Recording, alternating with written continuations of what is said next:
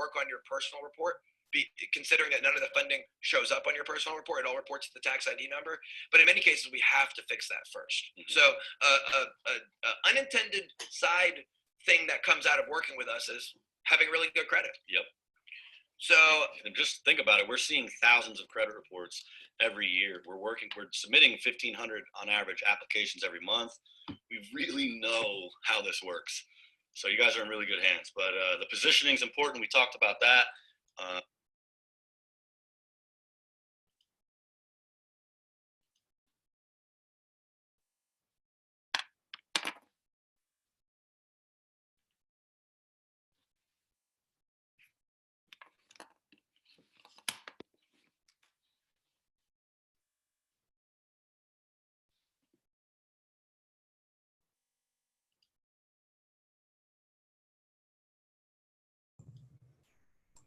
Hello.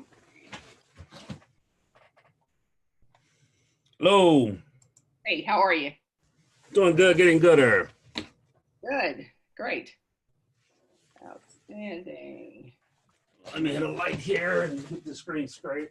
Straight, as we say in Mississippi.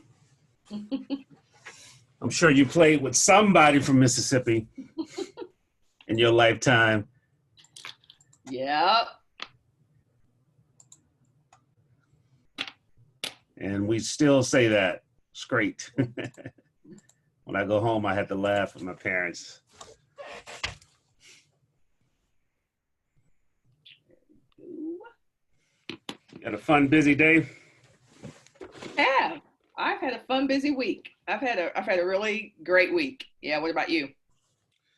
It's good, it's good. You know, we really working hard to get butts in the seats here, and that's, you know, I'll share with you. We've done a little bit, I don't know, Greg may have, but we're protecting on the front end the integrity of the event. So what we've gone and done is gone to organizations that serve small business owners, allowing them to offer complimentary tickets, aka as a sponsor or partner. Okay. So the urban leagues, the good, you know, SBDCs and those type of people. So the right people will be in the room, but it won't be, they got the tickets free from that standpoint. Because we want a full room. That's our goal. What's the capacity? Capacity is 10,000. So, but we set the ceiling at a little lower level. Our goal is to get 1,000 plus registered, and hopefully we can have 500 to 700 hanging out throughout the day at different times. Yeah, have you used Hopin? I've never used it, no. All right, so you'll be getting a notice. Hopefully Greg will have it set up by tomorrow for Tuesday night. We're gonna have all the speakers walking through with our moderators. So we'll have moderators assigned to each conference room to make the experience easier, but it's a cool platform in that it allows you to do the one-to-one networking, allows you to have a trade show booth and all those fun stuff. Okay, cool. So, a lot different than a Zoom room. Good, I look forward to seeing it in action then. Yeah, it's, for some people it's being intimidating, but once you get in there, you're like, okay, I like this, because you know, if you're not digging the main stage feature, you can go by and hit booths and see who's hanging out at their booth and have a 10-minute conversation with a vendor that you may have a, you know, something in common with. Right, cool. And then we're going to set up a coffee shop, virtual coffee shop. So if you're not feeling something, you just go sit over there and talk with other people. Cool. So, but thanks again for doing this. You know, if you would record it when we go live, I'll get a copy of it and I'll restream it on my platform too, but I'll share it from here. And the goal is really just to talk about, introduce each other to our audiences. I'll say this, I was doing a live and I said, I don't know if he Googled, I said, hey, 2 tickets for someone who could tell me who one of our speakers is that pivot in the paint at UT and with the comments. As an ESPN person, and I mean, literally less than a few minutes. Is it Fran Harris? So that That's fine. you've been used as trivia, and they got you Cool. right. And so that's really it. And conversations I have is around that infographics I shot you. I'm doing it with every speaker, just from a pivoting standpoint: pause, pray, pivot, plan, and pursue and persist. Okay, great. All right, Do it. it's on your time. You ready? All right, let's do it. And we'll shoot for no more than 30 minutes, which would be good. Okay, that's wonderful. Okay. So I'm used to doing the other part, so I'm not used to this part. How did I saw you were doing one earlier. How'd that one go? I just happened to That was a catch it. restream. Okay, gotcha. So I literally, but it went well. That was with Lethea Owens. Yep. Have you connected with her before? I have not. All right, we're getting the signs that we're about to go. Preparing. And you're going to start, right? Even though I'm hosting your You can introduce me to your community. Okay.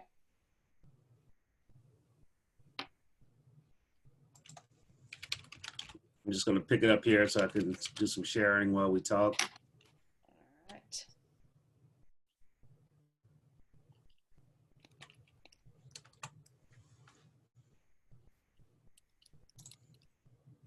Did you get to see Shark Tank with the young man on it? I did. He didn't get his deal, but I'm sure it'll work out. Yeah, I didn't think he would because it's so personality driven. Yeah. And he's like that in person, so he's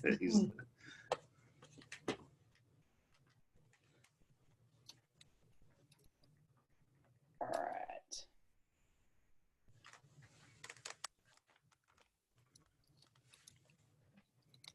I'm just filling in some stuff real quick for folks. Okay. All right, about to go live. Ready?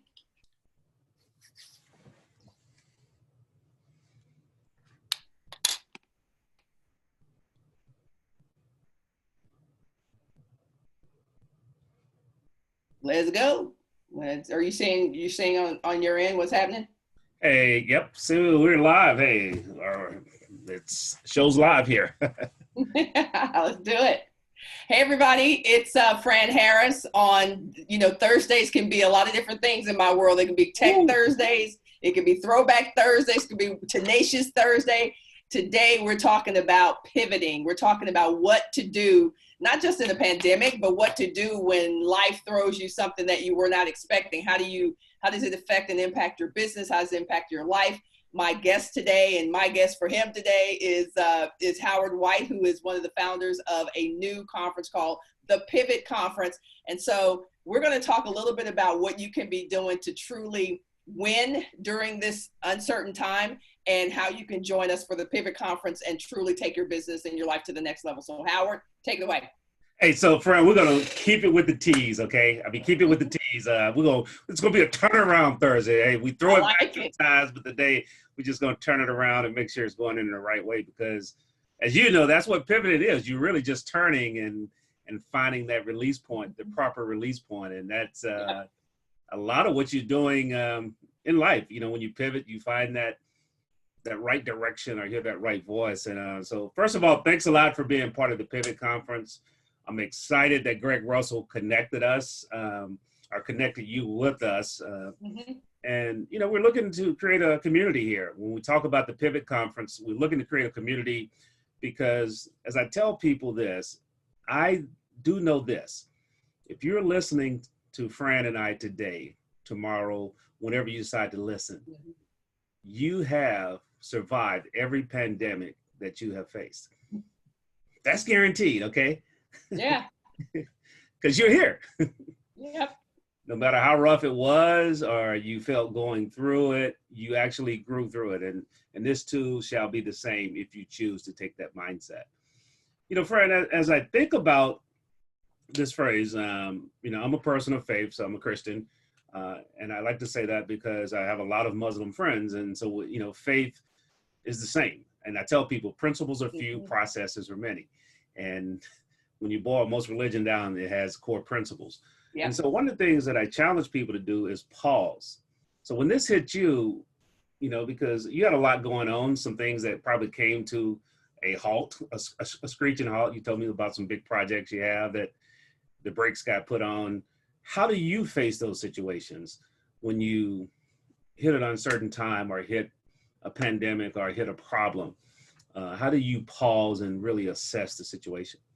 I really appreciate that the first P was pause, because maybe about a decade ago, I decided that, as a woman of faith as well, that I was going to be grateful to God for what was and what was not. See, sometimes we want to be grateful for all the multitude of blessings that we have, the things that come that we ask for, things that we said, this is what I want, and then they happen. But we don't want to claim the stuff that was kind of like, wait a minute, where did that come from? So I made a decision over a decade ago to say, be grateful for the blessings that are and the ones that are not, because a lot of the things that you don't want in your life, you don't need in your life, sometimes you're asking for, and sometimes the great blessing in things is not getting some of that stuff.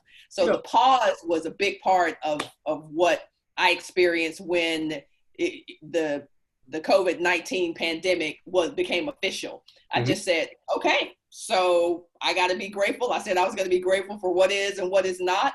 And what is not right now is that things are going to be, they're not going to go on my timetable. Yeah. They're not going to be in my structured order. Everything works in Fran's life, and I had to be grateful. So I was in tremendous gratitude for the fact that I got the opportunity to pause, to just sit there and go, okay, all right. So the fact that I just got to sit here with rotating the same clothes, because I was out of town, rotating the same clothes for a week and a half. I'm going to enjoy this pause, and I'm going to make the most of it. So you learn to accessorize a little different to come with that name outfit. Exactly. So I'm going to get quiet. I'm going to get quiet in my life, and I'm going to get quiet in my business and see, how I can truly maximize this time. My favorite joke on that, one day I was Les Brown, who we all know and love and adore. I said, Mr. Brown, why do you always wear a blue suit and red tie? He said, well, I saw Ronald Reagan in it, and I just love the way it looked, that power. And then he said, plus when I travel, people don't know if I change clothes or not. Exactly. I can carry less suits and get away with it. Yep. I think it was Albert Einstein that wore, at some point in his life, started wearing the same thing. I think it was black and white. So I have my standard black shirt on. You don't know what day it is. That's not your business. Don't worry about it. This could be yesterday's outfit. I'm just going to wear the black and white and we'll be cool. I love that, because my dad said that one time. I'm in the promotional marketing business. I have a promotion. He said, well, get some shirts. And he was still working at the time at a construction company. He said, I want 8 gray shirts. I'm like, Dad, why do you want 8 gray shirts? Well, people don't know if I change clothes or not. Exactly. And so just having that fun. But, you're talking about that pausing, and, I'm going to mess with you a little bit ever since you were a professional basketball player and probably saw great things through the world because of that. Yep. When you get that ball, the moment you grab it, and even though it's a fast break, there's a brief pause to say, okay, what's ahead of me? And I think, how do you do that when you're faced with problems, though? Because sometimes people don't understand, how do you take a conscientious pause? Yeah. You plan for, you try to plan for the pause, because even keeping with the basketball analogy, there's what you practice. That's what happens when you practice. And then there's what happens when you play, right? So I could practice this move all day long, but if the defense throws me something different, then I got to be ready to what we call in sports, to counter. You got to have what you plan to do, which is your move, which might include pivoting, but you also need your counter in case the defense shuts that down. So I see COVID-19 as a sneaky defense, right? I see it as you don't think I was going to be ready for that. And maybe you weren't ready for that. You try to prepare as best as you can, But then once it happens, you have to be able to just kind of look and go, okay, I see what you did there. All right, I thought I was going this way and you put a barricade there. So let me take a step back and really take a look at this picture. Let me take a step back and really take a look at ways that I can still get to my destination. Maybe not on the timing, we've all driven and said, okay, it takes 20 hours to get from here to, Mobile, Alabama, whatever it is, wherever you're going. And then there's what happens along the journey. And so that's kind of how I see this pandemic. It's like, this is what happened along the journey. How are you going to adjust to that? Are you going to stop on the side of the road? Which I always love doing when I drive, is stopping and just taking in the countryside and eating and snacking and that kind of stuff. Eat where the locals eat. I want to eat where the locals eat. I don't want their fast food stuff. Give me right. Give me where Jerry and them go for lunch. That's right. Exactly. And just kind of smelling the roses and understanding that, ultimately you will get there. Eventually you'll get there. Yes. I mean, and that's the key thing. I think we, realize that there's no shot clock on this pandemic. Even into that analogy. And so you can reset the offense as many times as you need to, but the ultimate goal is to come out alive, first of all, and challenge people to, if you haven't lost someone close to you, then you don't take it that serious. So please do that. The other side of it is then once you've paused, then I truly believe you know what to pray for. And one of our other, I don't know if you know Delano Johnson, he's one of our trainers, and he laid out a form. It was real nice. He and I had a call, and he said 20% is knowing what to proclaiming, 10% is asking, and 70% of prayer is listening. That was his formula. And too many times we rush through that process. Dear Heavenly Father, thank us for that, amen, and we get up and run. So we don't listen for him to give us our pivot points. Talk about finding time, even before the pandemic, because it's probably easier now to find time to be still, and the importance of finding time to be still. Yeah.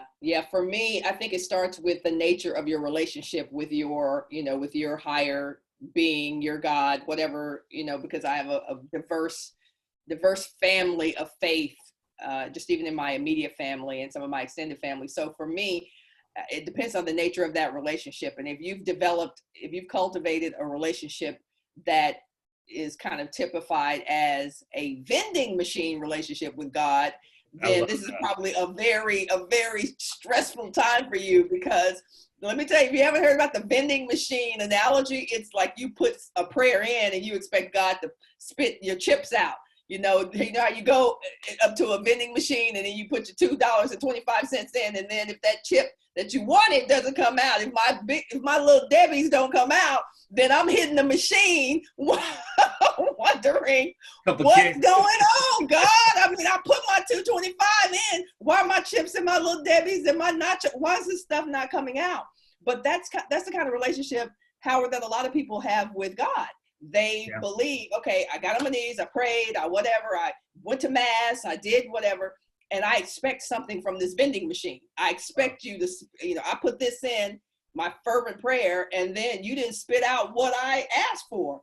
And so I had to change the way in my church, the way I grew up, kind of believing that that's kind of what God was. It was a vending machine. And then when I started to really customize my relationship with God and in my faith, I realized that it's about congruency. In my life, it's about congruency. If I truly believe that I've been put here for a God-driven purpose, then it's about, is what's happening in my life, is this congruent with that? Or the decisions that I'm making congruent with a God who has my best interests at heart?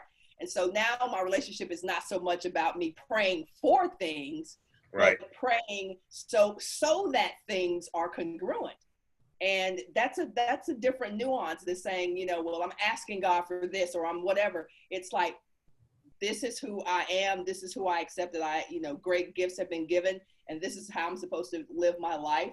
And so when things happen, when I make decisions, I go, okay, is this congruent with the highest purpose that God has me here for? Is the decision that I'm making right now in relationships, personal relationships, in decisions with businesses, with people that I'm going to be in business with, do we think that this is a higher decision that's going to be on a higher plane and on higher ground? And so when you take the time to analyze the kind of relationship that you have with your God, then you will know the things that Mr. Johnson talked about, which is the pausing and the asking and then the listening. But you've got to really start with how you have set up your relationship in your faith. And if it's a push button, you expect something back, then there are going to be some stressful moments in your life. But if you realize that everything that's happening in your life is as it should be based on the congruency of why you've been put here, then it relieves a little bit of that stress. No, I love that vending machine analogy because it takes me back to what my dad used to say about relationships, period, and then relationship with God. He said, you can't ask a lady to marry you on the first date, otherwise you're gonna scare her away. And he said, because you got to develop a relationship.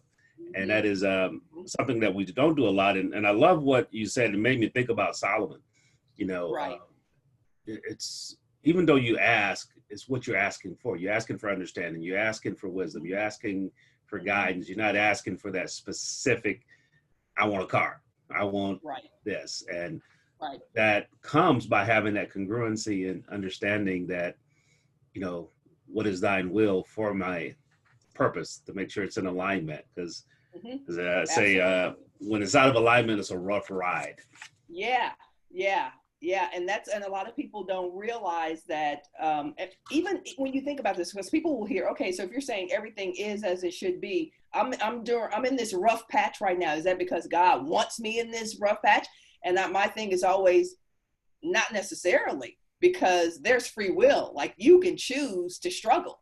You can choose poverty. You can choose drama. Is that what God wants for me? Nah, I don't think so. I don't believe so. But I made the choice to enter into a stressful situation. I made the choice to not educate myself and become financially literate, which led to drama. That wasn't God ordained. That was my own doing. And so I think people need to really sometimes break down that aspect of prayer and asking God for greater understanding for what it is that you should be doing and how you should be living your life. And then the follow-up part of that is making the decision so that those things come to be. Now, life is going to happen. We know that along the journey, there's going to be some rain. We can't do anything about the rain. It's going to snow sometimes. You're going to have a flat tire sometimes. But then think about all the other choices, Howard, that we have to create lives that are absolutely amazing. And we go down, we're driving on this road and they're like, oh, that looks interesting. I think I'll take that drama. And then you go and you add that to your life. So I think prayer is a big part of it, but conscious praying for alignment and congruency is certainly a big part of what I do. And that takes us to that whole center point. I call it that moment where you choose to pivot, that you choose to take that right turn instead of continuing straight, or you choose to sit on the side and not enroll in that new course that you know you need, or that certain skill set, or engage with that joint venture that's going to get you there quicker. And so, I call that pivot point, because pivoting is really a point. It's just one place. And I'll take you back to basketball, because if you pick up the pivot foot, then you turn the ball over. So you have to keep that pivot foot down. But talk about, how do you, like in this time frame, I know I've heard a lot of things that I believe God shared with me, and ideas and things. And how do you, one, hear those things, capture them, and then begin to plan and prioritize them? You know what the key is when you're playing basketball and the defense cuts you off and you have to pivot. The other P is that you can't. I didn't play basketball, so I played, but I had a negative vertical, so so I told you what I did. Yeah, so the P that comes up when you're asked about my pivot point is you can't panic. If you panic in that moment, you travel. In basketball, you end up traveling. You pivot. The defense is there, and you can see it all over a player's face. They panic, and then the next thing you know, the whistle is coming, and the official is saying, "You exactly, you travel." Exactly. So I think if you prepared for, there's a lot of P's in this conversation. If you prepared for the pandemic, then you won't panic. Yeah. It doesn't mean that you're not impacted. It doesn't mean that this didn't throw us all off, because it did. COVID-19, nobody ever saw this coming. Nobody necessarily thought this specific flavor of a pandemic was going to happen necessarily, and yet it threw us off, right? So I'm not saying this didn't throw anybody off, but I'm saying if you prepared for the pivot, you were less likely to panic. Did you prepare financially, meaning that you have 6 to 18 months saved up? Did you have 30 days saved up so that you wouldn't have to, tap into different desperate measures to just eat at this point? Did you prepare for the pivot? That is so critical. Did you know, like for me, I didn't prepare because I was out of town for clothes for 7 weeks. I didn't prepare for that. I've already mentioned that. But were you out of the country? No, it was just right now. I was just in a different place. I was traveling for spring break. Okay. So I wasn't prepared for 7 weeks. I wasn't prepared for that, but you adjust. And so when you get to that pivot point and you're just like, okay, this thing happened. Now, immediately after you've kind of taken that pause and said, okay, let me assess the situation. Let me assess my living, all these kinds of things. Now it's time to really take a look at what this pivot, the positive, the upside of this pivot, right, what it might be, and start to kind of make a game plan for that. So talk about, one of the things that I'm working with my clients on and challenging them is to look at this from an asset standpoint, because too many people have started thinking this woe is thou, it's all over. And I'll briefly share my story, being, having a retail store, promotional store. And so one of my buddies called me, he said, "Howard, you're going to be shut down, huh?" I said, "Yeah." I said, "But we'll probably sell some PPE stuff when the time is right." But really, I started looking at my asset. I was like, hold up, you've been working remotely since 1991, since you got out of college. Right. And so that's a skill set. Yep. Most people talk about working remotely now like it's some new thing, but you've been doing it for your whole life, and you've been in outside sales. And so that's where I started putting together. That's how the Pivot Conference came about, was, hey, let's do this to help people that are working remotely, but more so looking online. And so talk about how to help people frame those assets that they have to be in alignment with those things that they should be pivoting around. Yeah, I've had a lot of conversations with folks who, weren't prepared to not go to work, right? Because their entire life has been about going to a building and working, some in many cases for other people. And so one of the exercises that I have taken folks through is kind of having them assess what they've done in their lives, right? What they've learned in their lives and what they've experienced in their lives. So if I just did that off the cuff right now, for me, what I've done, there's a list of basketball, gone to college, travel the world. Like I could just rip that off, real quickly. So I have people go through that and say, what have you done? What have you learned? So you can share, your knowledge, your gifts, and those kinds of things. And what have you experienced? And from my standpoint, what have you experienced? I've experienced the death of a parent, right? Can I help somebody who has, that's a new experience for them? I've experienced a startup, I've helped people start businesses. So really looking at those 3 areas, I guarantee you most people watching us right now can come up with 15 ways to monetize what they've learned, what they've done, or what they've experienced. But they've never thought of themselves in that way. They've never thought about selling what they know. They've never thought about sharing their knowledge and actually there being an exchange in commerce so that people would actually pay them for what they know, what they've done or what they've learned. So making that quick little checklist so that you can actually see on paper the gifts that you have to offer the world is truly changing people's lives. It's the knowledge economy, it's the expert economy, but it's real. It's real. Right. Is what I've done for most of my life. And so when this thing hit, I was like, oh, let me tap into some other stuff that I can teach people and help people right now. And more importantly, helping them to understand that everything you're seeing out there with people selling their knowledge, you can do if you'll just tap into one of those 3 areas. No, definitely. That is That is so true. And because if you have experience, that means you have knowledge in something. Mm-hmm. And it's a matter of. Absolutely. You know something about something. Right.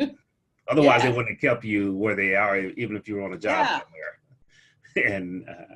And sometimes it's just hard to get people to understand that. I was having that conversation with a gentleman that is in the ad agency business, and he'll be with us, and we were sharing that, and I said, let's break that down. I mean, what is it that you can help people in this space with?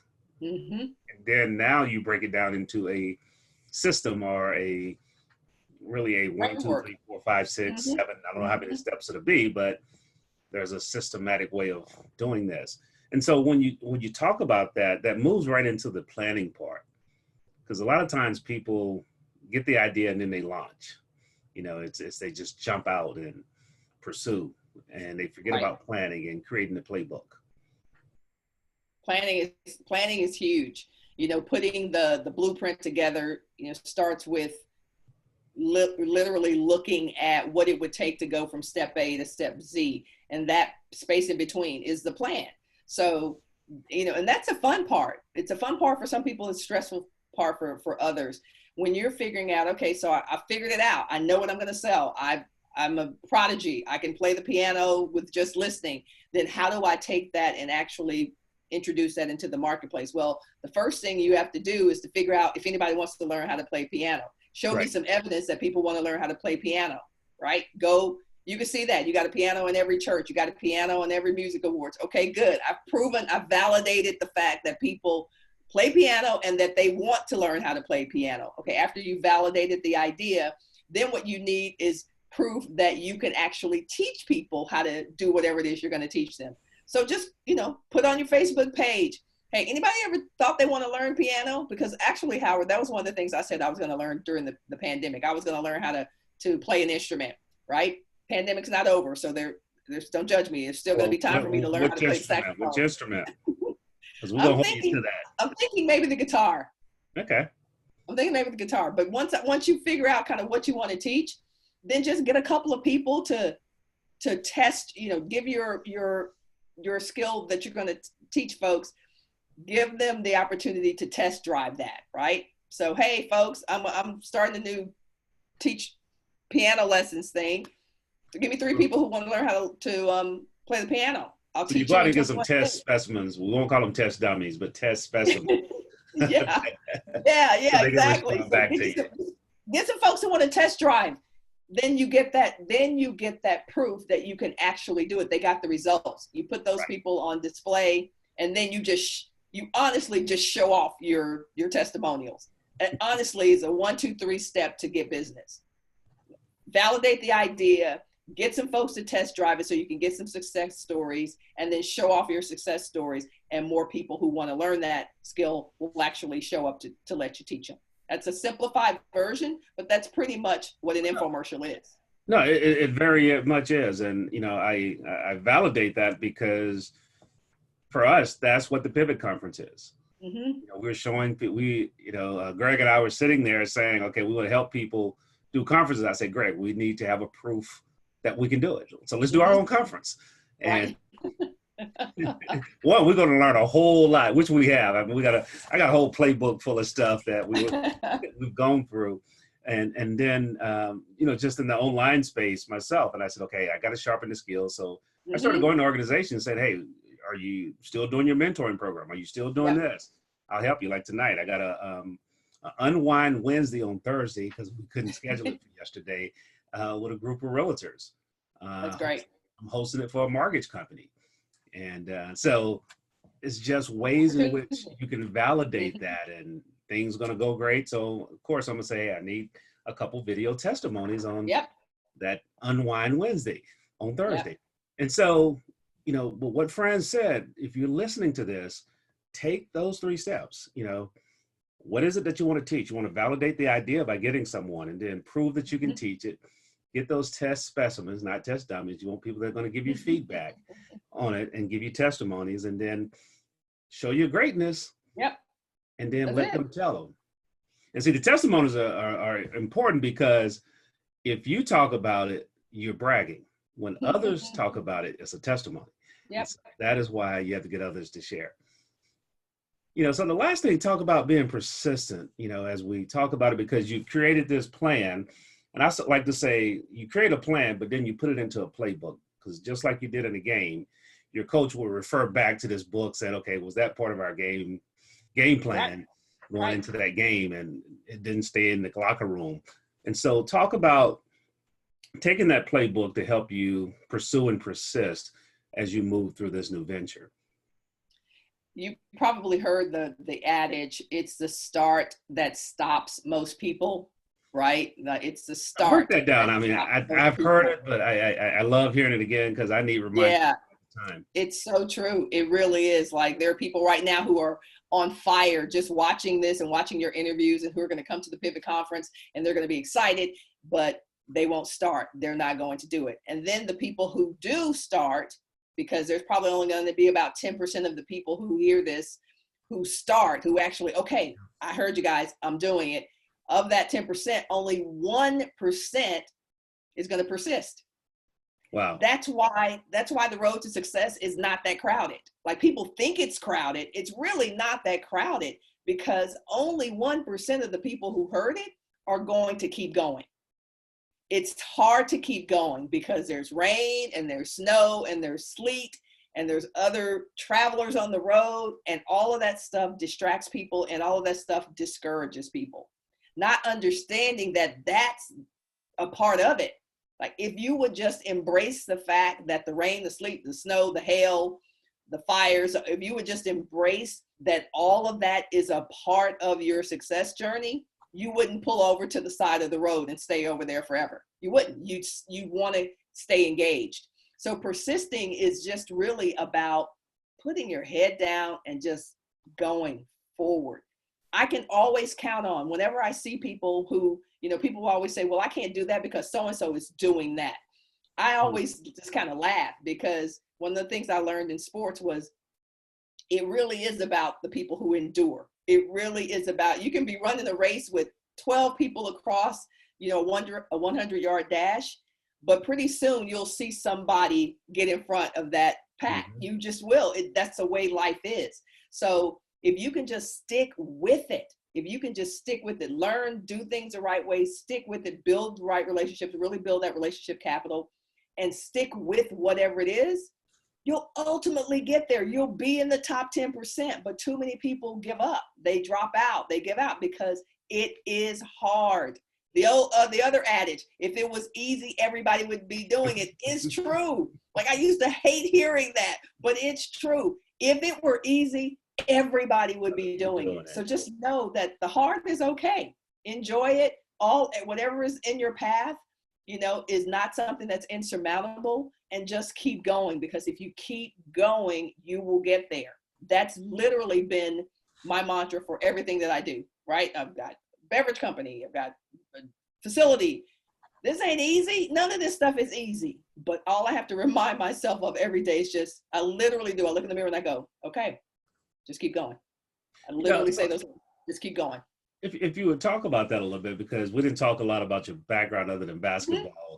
So I don't want people to think, here's this super jock that is not intelligent, diverse, and creative, and willing to stick to it and stick through it. Not stick to it, but just stick through it. Stick through it, yes. And so, absolutely. Just share a little bit about how you've being open to new ideas have led you to different ventures, from ESPN to Sportsplex, working on, as much as you can share about that. Yeah, and it is about being open to what's out there. I think sometimes fear really holds people back. Not that I don't have fear. I do, videos on my Facebook timeline all the time about it. It's not that successful people don't have fears and doubts and moments where they're wondering if things are going to happen. But I push. You think about something real quick in the P's. Yeah. Allow fear to cause you to pause, but not paralyze you. Yeah. Oftentimes it's, it causes you to evaluate a little different. I love it. Don't let it paralyze you. Feel it. I always say in a recent video that I did, I said, okay, tell me more. Like, okay, so I'm feeling some doubt. I'm feeling some fear. Tell me a little bit more about what that's about. It's analyzing it. It's taking a look at it. It's giving me the opportunity to examine what's happening along my journey. But yeah, it really is about just being open. So am one of the most open when it comes to business. I will listen to any business idea. I'm like, okay, that's interesting, because I believe I can kind of feel when something is is a big That's one of opportunity. my favorite words in the sales process. I teach that is when someone says something, don't respond or react. Just say interesting. Interesting, yeah. Just say interesting. Right. Turn your head, and most people start to keep talking. They just keep Yes, sharing. exactly. Just be open to it. Yeah, like wow, like, and that creates the dialogue and the engagement. But for me, all my life has been about being open to the possibility. And so, I mean, pointing case today, before you and I hopped on, I was in a conversation talking about $500 million of funding for a project. Now, if you think about that, what? Like, but I was totally open to that. 9 zeros or 8 zeros and a 5. Okay, I got you. I just want to make sure. Yeah, I'm gonna cut it up here. Right. But you have to be open. $500 million. Things don't show up if you're not open to them. And so every opportunity that's come into my life that I've been able to attract has been because I am open to it. And that's fact. That's actual factual. You said something, Fran, and you know, I'm the kind of, I love to listen and hear. You said attract. Yep. See, she didn't say she chased him. She became a person that the ideas attracted or attracted to. So someone saw it and said, okay, this is the right piece. This is a piece that we were missing as part of this $500 million deal. Okay. Okay. With a B now. I didn't say a million, $500 million deal. And you want to become that person, and you have to persist in order to do that. But keep sharing. I mean, that was something I had to share with people. Yeah, I've been open to it. And the reality is I said this last week, and something that I posted on my social media, you can always tell what your vibration and your frequency is by what you are attracting at that point in your life. So for instance, if nothing is happening, opportunities, love opportunities, great, healthy love opportunities and great business opportunities are not coming to you, there's something about your frequency, your field, your electro field, there's something going on there, because there's too much opportunity out there for you not to be attracting some of this stuff. So when I'm looking at my life and nothing is happening, I go, wow, what kind of place am I in? What kind of energy am I exuding? What's about my energy field and my frequency, such that, given that I've talked earlier about my congruency, about my calling, given that these things are not showing up. And then you can start to peel back some of the layers that may be spiritual, psychological, some darkness, some clouds that are not allowing these things to come to you. And it's okay, because it gives you the opportunity to figure out where you are. And then when I figured that out, I'm not like instantly. When I figure that out, I go, oh, okay, that's what I need to clear. I clear that up. Phone rings, not even kidding. Email comes. People, hey, I want to introduce you to instantly. And that's why I tell people about the law of attraction. Said another way, you have to know that you are putting out feelers for what you want to be in your life. So if you ever want to know what kind of frequency and feelers you're putting out, look at the people who are coming into your life. Looking at the things that are coming to your life, it will tell you everything about your thoughts, everything about what you're thinking about all day will show up in your life. So if you want to fix that, fix your thoughts, fix your heart, fix your frequency, and you will start to attract a whole different level of things. $500 million, I'm not thinking I'm having that conversation today, but because my frequency is set to attract at a certain level. Come on now. Those things show up. Those things show up in your life. So I just sit in gratitude for, being open to that, being open to, okay, if I say these are the things that I want in my life and this is my legacy, then there is nothing too great, nothing too big for God, all of that is possible for me. As we get ready to close out and want to be respectful of your time, you touched on a word that I love, and I challenge people, what will be your legacy? What is it that you will not have to apologize for to the future generation. Yeah. Because you chose not to do it. And so if you would share a little bit about that, how will Fran be remembered? Yeah. My reason for being here is to completely elevate Black folks and women and athletes economically and spiritually. Because I realize that when you are congruent with who you are, when you are aligned with who the Creator has made you to become, there's no reason for you to ever lack anything that's of substance and goodness. And so for me, what that looks like I've written books about meaning Black folks, entrepreneurship, financial literacy, right? Because I know that when you can take care of yourself, so many things go away when you can take care of yourself economically. Poverty goes away, crime goes down, bad relationships go down. When you know that you can take care of yourself economically, financially, when you are in that space, it changes lives and it changes generations of lives. So when I leave here, I want it to be very clear that I've built a brand where people have gotten better, where we have come up in so many ways. We've come up spiritually, we've come up economically, we've come up financially. And those will be by the things that I establish here, but the underlying impact of what I leave here will be that we are better people, we're stronger people, we're more financially fit folks. As we close out, what is your one word for the season? My one word for the season? Yeah, your one word, and it's, what one word is speaking to you more than anything else throughout this season in your life? And, I'm not talking about necessarily pandemic, but. Yeah, no, the word that came up was infinity. And that's it. It's unlimited impact, infinite possibilities, infinite financial wherewithal, infinite, because that's the level on which I want to move in the world. Is whatever I do, the impact does not stop with our community. The impact does not stop with this interview.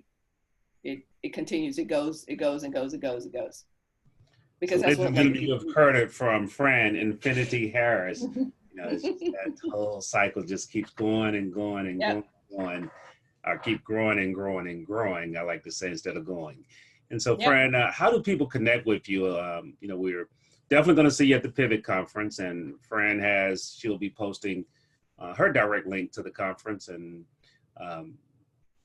she'll have some goodies for you. And if you're listening to this feed live, please share a couple of your pivot ideas that came from this. And we're going to pick 4, and I'm going to give 4 tickets away to the Pivot Conference, Fran. So you'll pick them and just let me know who they are, and I'll send them the link for that. But how do people connect with you? FranHarris.com is always, the home base, FranHarris.com. I've already put the link to the Pivot Conference in the live kind of chat area. And I want to invite you and encourage you and admonish you to show up, because I hear a lot of times people saying, man, I can't afford this, or, now we can't go anywhere. Everybody's got a lot of excuses. This is coming directly to your mobile, your tablet, or your laptop or computer. You need to show up for this. If you are in the season of abundance and prosperity, of mind, of spirit, of body, of finances, you need to show up when these kinds of opportunities show up at your doorstep. And so the link is already on my Facebook page. Okay. And if you're seeing this in replay, it's already there. You can click that link and get your ticket and invest in yourself and your future. This pandemic, winter is always coming. This is nothing that we can't handle, but you have to equip yourself. You have to equip yourself for tomorrow. And coming to Pivot Conference, the Pivot Conference is a great way to do that. So I hope to see y'all there. And that's the whole reason. I mean, Fran, you summed it up perfectly. That's why, and that's why I'm so glad you're a part of this. And you're helping round out the table. You're going to be talking about the psychology of selling, how to help things stick. Because yesterday we were on a call and somebody was asking about selling in this season. Even my wife actually said something to me about it. No, she's gone, so she may not listen to this exact part. But she said, why are we selling doing this? And someone challenged me yesterday, and I was selling. I've been selling because I have to. But he said, do we tell singers to stop singing? Do we tell poets Yeah. to stop writing? Ooh. And Yeah. I was like, so why should marketers stop marketing? Yep. Why should salesmen stop selling? Yeah. And so that is, something you have to think about for your own self. But it convicted me. It convicted me of, okay, hey, you've paused, you've heard what God said you should do, and you need to be moving forward now. And so, like you said, it's that person that persists through and push towards infinity. Yeah. Is the one that's going to be out there by themselves or with a select few. Because Yep. there's going to be a few other people that choose to run the whole race with you. And either you're going to be waiting on them or they're going to be waiting on you, but all of you are going to finish. So, Fran, if you would just take us out, any last words as we close out here, and any thing that you would like to have people to do as they get ready for the Pivot Conference? Because I challenge them to connect with you before the Pivot Conference, because if they come in and connect with you now, what they receive from you at the Pivot Conference, they're going to be at a higher ground. So they're going to get even more from the training and the teachings that you're doing. Yeah.